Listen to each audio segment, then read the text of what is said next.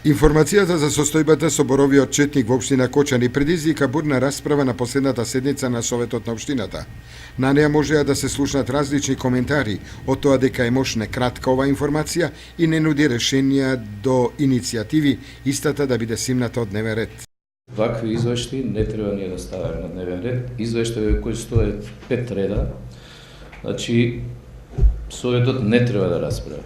Проблемот со боровиот четник е алармантен веќе неколку години. Ние како Совет постојано разговараме. Јас предлагам, бидејќи овој извештај за мене не е ни извештај, 5 реда напишано, сите знаеме овој проблем. Проблем е и тоа што боровиот четник веќе стаса до шумската куќа и полека може и ќе се прошири нагоре. Да се направи анализа, меѓутоа и да се даде предлог мерки за решавање, па тупа да продискутираме, да дадеме одобрение, па ако треба и финансиски да го подкрепиме. Проблемот со боровиот четник продолжува и натаму, значи како извештај да доаѓа до нас како советници и како Совет.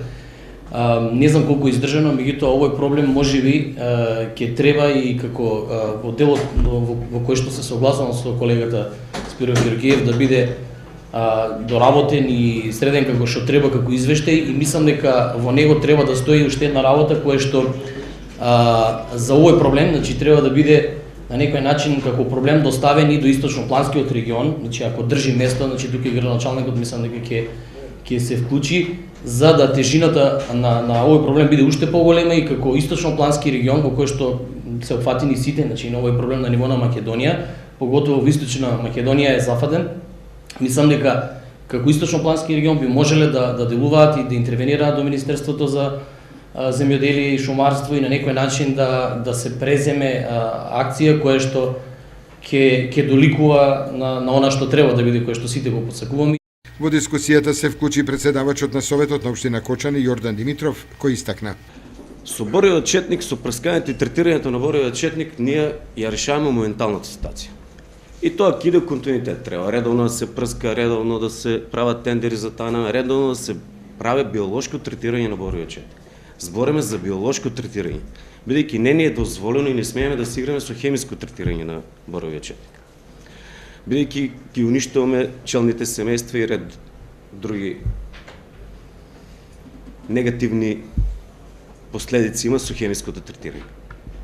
Од тај аспект, ние треба да размислуваме како советници, да упатуваме заклучоци, да упатуваме барања, да притискаме пред надлежните органи за ова деградирана шума во долниот дел во близината на општина Кочани да се отстрани и да се смени со друга култура. Од аспект да го решиме проблемот трајно. Состојбата со боровиот четник во општината е алармантна. На 80% од површините, посебно во местноста Војновица, боровите насади се уништени од боровиот четник, кој понатаму се шири низ осоговијата.